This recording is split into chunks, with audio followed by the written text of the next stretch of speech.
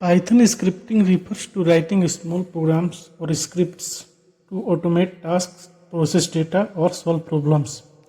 Python scripting हम लोग एक स्मॉल प्रोग्राम लिखते हैं या फिर उसे स्क्रिप्ट भी कहते हैं जो हम लोग टास्क को ऑटोमेट करने के लिए, डेटा को प्रोसेस करने के लिए और प्रॉब्लम को सॉल्व करने के लिए यूज़ करते हैं.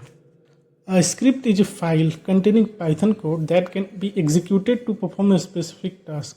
एक स्क्रिप्ट एक पाइथन कोड ही होता है जो हम लोग एक स्पेसिफिक टास्क को परफॉर्म करने के लिए एग्जीक्यूट करते हैं.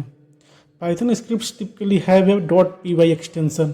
पाइथन स्क्रिप्ट का .py एक्सटेंशन होता है. Here using a small program we can understand how we can automate tasks.